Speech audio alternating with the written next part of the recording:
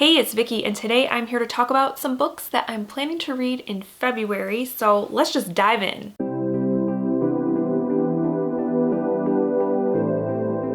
So the first book that I'm going to be hopefully finishing in February is one we are currently reading, and when I say we, I mean the kids and I are reading this together. They asked me to read it aloud to them, so I've been doing that at night before bed, and that is Charlie and the Chocolate Factory by Roald Dahl.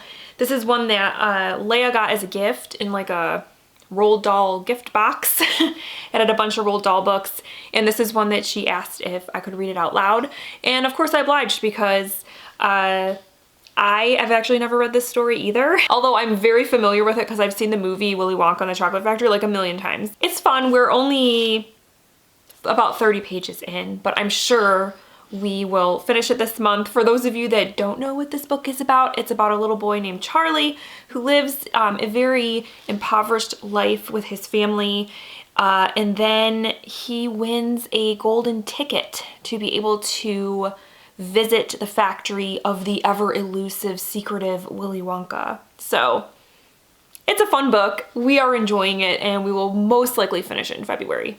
My next February read is the one I chose to read on my Kindle for this month, and that book is called The Light of the Fireflies by Paul Penn. This is about a little boy, and I don't know if you ever know his name. I think he's just referred to as the boy, and he basically lives in this basement with his family, and they live in this basement, and members of his family were badly burned in a fire, and that's part of the reason that they live in this basement or something, or they're hiding. You don't really know for sure. It's kind of one of those situations where you're getting the story from this narrator who doesn't know the whole story, and he has this innocence. It's kind of like, I think what appealed to me about this book is it seems like it might have Room vibes, you know, Room by Emma Donoghue, where your narrator is a child, and so they don't fully grasp the situation that they're in, but you're still getting the story from them. So he basically, lives in this basement, and then one day he kind of decides he wants to try to leave or something. So I don't know. It sounds sort of mysterious, dark, and I'm looking forward to reading it. Next up, I'm hoping to read on audio. This one I've been saving because I want to listen to the audiobook of this because it's narrated by the author, and that is Born a Crime by Trevor Noah. And this is going to fulfill one of my 20 books by Black folks.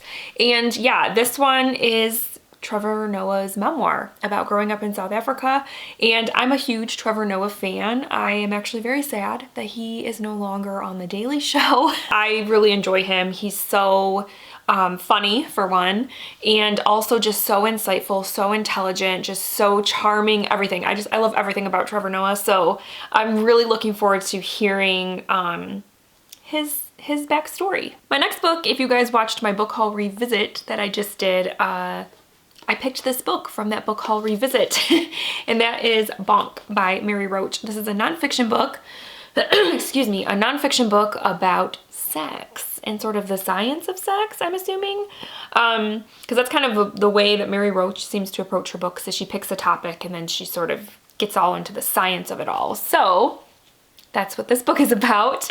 So yeah, that's all I really know. I think I'm gonna try to grab the audiobook of this one as well. So yeah, I will let you guys know what I thought of it. Next, we have another book that's going to fulfill a 20 books by Black folks challenge for me, and that is Instructions for Dancing by Nicola Yoon. And this one is, I believe it's YA, and I think it's like a romance technically, which when I hauled this book, I kind of explained like that's typically not something I read. However, this book is about dance, and I'm a sucker for books about dance. And this one centers around a young girl who begins taking ballroom dancing lessons and meets a boy, and like, I'm assuming falls in love and stuff. And I have read Nicola Yoon before. I read The Sun Is Also a Star, and I enjoyed that one. I really did. So I think this one will be a cute, romancy type of read to read this month. And then my last read for February, I almost said November, and I don't know why. We're in February. It's February.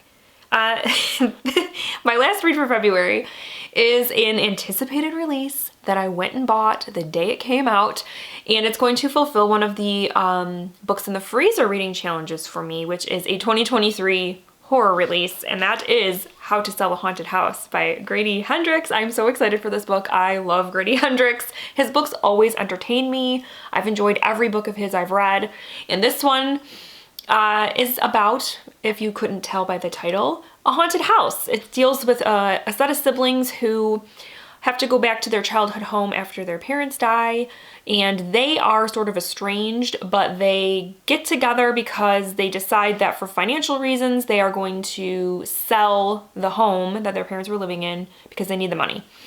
And so they are in the process of trying to fix things up and make it, you know, marketable. And yeah, I guess they start to discover some creepy stuff going on in the house. And from what I've seen, just like on Instagram and stuff from people that have already read this, it seems like it also deals with dolls or puppets or something, which dolls / puppets don't scare me in the slightest, but I also think those kind of stories are kind of fun. So you have the haunted house, possible haunted doll vibes. I'm ready for it. I think it's gonna be a great time. All right, guys, so those are some of the books that I'm planning to read in February. Please let me know down below if you are planning to read any of these books, or if you've read them, let me know what you thought of them. And then let me know what you're gonna be reading in February, because I would love to know. So I hope that you all have a great month, and I will chat with you soon. Thank you so much for watching. Bye.